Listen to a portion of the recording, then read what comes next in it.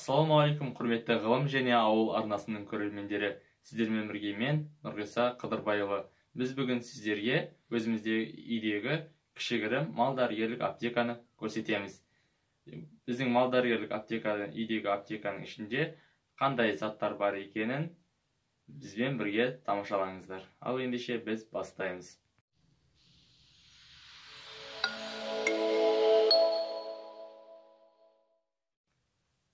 Сонымен бізде бар дәрі-дәрмектер міне осында тұр. Қазір біз ең қарапайымнан бастаймыз. Бізде ең қарапайым бұл ауылда ең көп қолданылатын дәрі ол креолин. Креолин бізде бұл түрлі қотырларға, түрлі нелерге қолданады. Оған су қосып, бөлек бөтелкеге су құйып, осыдан қосып солай жағады көбіне. Және қарапайым бізде дистилленген таза су.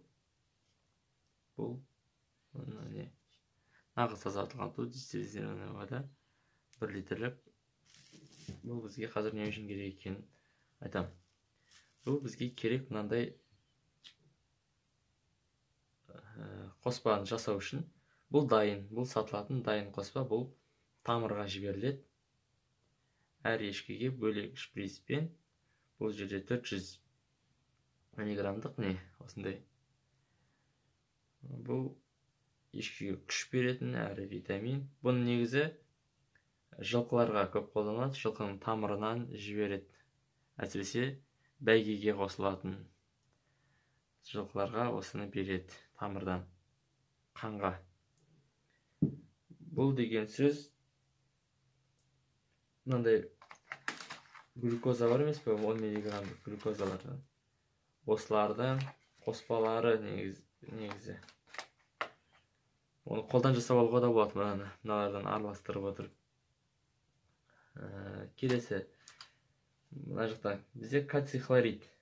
Ешкіге көп қолданылады, 10% кальций хлорид. Кальций хлорид мынандай да болуы мүмкін.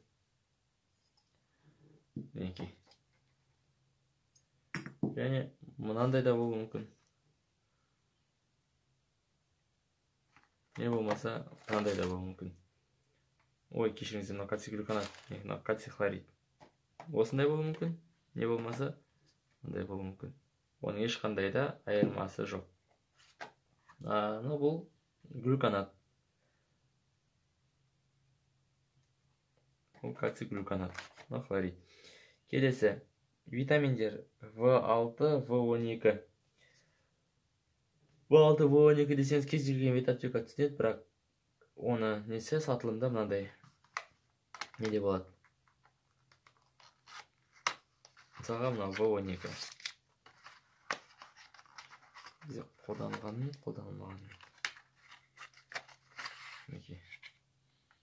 Бұл бізде В12. Қолданылмаған.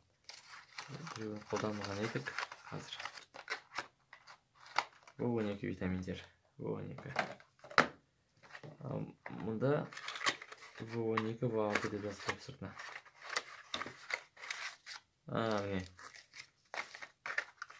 Мынау қызыл, яғни ол В12 қалған, бұрын осының ішіне қалған. В6 витаминдер, түсіз болғанда мөлдір түсті. Бұны түсінуге болады. Яғни мен В6-ны В12-ның ішіне салып қойған ба? Сыртық не болмағаннан кейін. Витаминдер жайлы айтып болдық па? Жоқ, витаминдер жайлы айтып болған жоқпыз. Тривит. Бұл да витамин. Барлық малдарға, тіпті құстарға да қолдануға береді. Аптасына 1 рет, 1 ай бойы ем ретінде қолданылады. Мұнда қаншадан қолданылатыны жазылған. Кәрнеге. Бұлар енді витаминдерді күш беретін нелерді айттық. Олар шприцпен мынандай 1 рет қолданылатын шприц болуы мүмкін. Мынандай шприц болуы мүмкін. Бұның қайнататын несі сырты бізде қазір қаладағы үйде, ал біздер недеміз, фермадағы үйдеміз қазір. Оны қайнатып, тазартып алып келінеді. Енді дәрі ретінде қолданылады. Емге қолданылатындарды айтайық. Нақты іш ауырған кезде, іші өткен кезде, малдың іші өткен кезде альбен таблеткада болады. Не болмаса, тағы да бір түрі бар. Ол үгітілген ерітінді түріндегі альбен. Солай да қолдансаңыздар болады. Келесі. Ешкілердің мұрнынан су ағады. Сол кезде кәдімгі адамға беретін мынандай мұрынға тамызатын дәріні тамызса болады. Оны при насморке деп айтады, жаңағы мұрнынан су ағып, сөйтіп ауырған кезде. Келесі лақтар. Лақтардың іші ауырған кезде Линекс. Линекстің бірден екеуін беру керек. Линекс бұл ветаптекада емес, адамдардың аптекасында сатылады. Қорапшада. Екі дәрі бұл бір лақтың құны емес. Лақтың іші ауырған кезде ол көп шыдамайды, ешкі сияқты емес, ол өледі. Сондықтан да бұл дәрі лақты құтқаратын дәрі деп айтсақ болады. Мынандай кенеге, жұққа, неге арналған бутокс деген не бар? Бұны суға қосатын.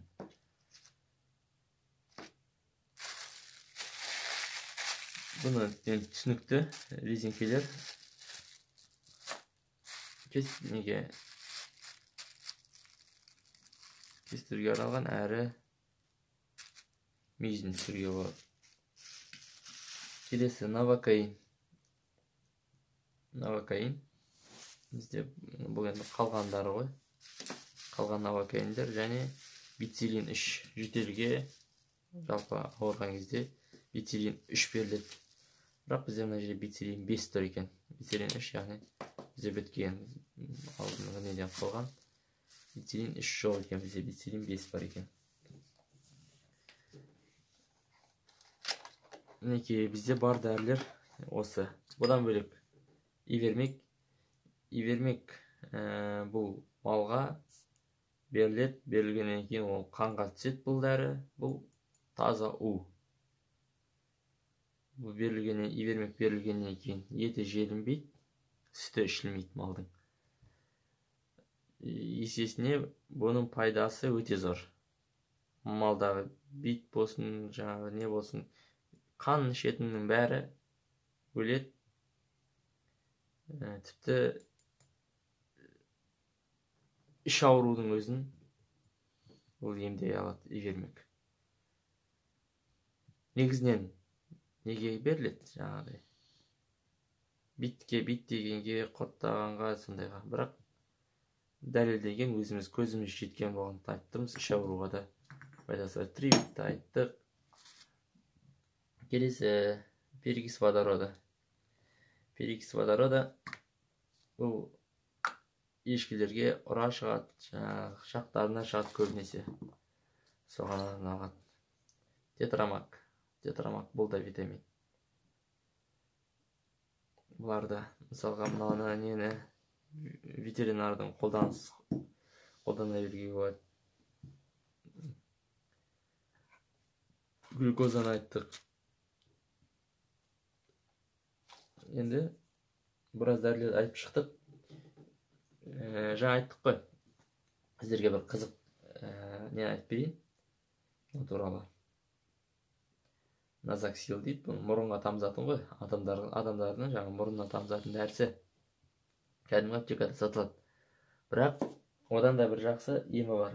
Ешкінің мұрнынан су ақты. Ешкінің мұрнынан су екі түрлі себеппен ағады, екі түрлі болып ағады. Біріншісі түссіз мөлдір ақ түсті болып ағады, екіншісі жасыл түсті болып ағады. Жасыл түсті болып ақса, яғни ол мынау да жаңа халық емі де оған көбіне көмектесе қоймайды, ол ешкі өледі және ол өте жұқпалы бактериалды ауру. Ақ түсті болса және мөлдір түсті болып мұрнынан су ағатын болса, мұрын ағатын болса, былайша айтқанда, оны емдеуге болады. Ол бактериалды емес және жұқпалы, бірақ өте қатты жұқпалы емес.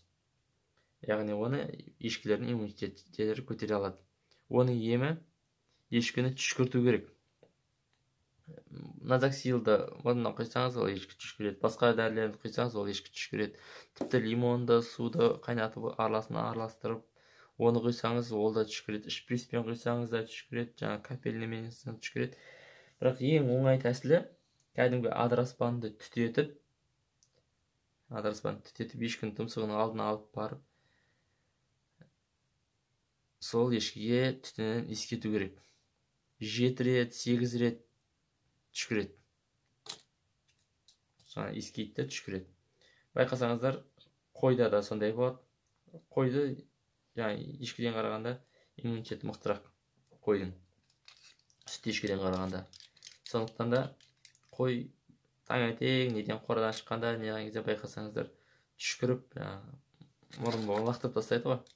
Ешкі кейде жаңа ауырған кезінде соны жасай алмай қалады да. Егер де оны түшкірмесе, мұрнынан су ағып жүре беретін болса, ол тамақ жеуін азайтады, салмағын азайтады, аппетиті кетеді, салмақ кетеді.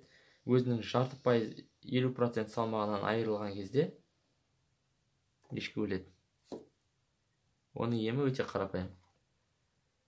Бұл жерде бізде чемий спрей жоқ. Чемий спрей неде? Қорада қазір оны алып келу керек. Және адыраспан жоқ. Адыраспан да үлкен ем.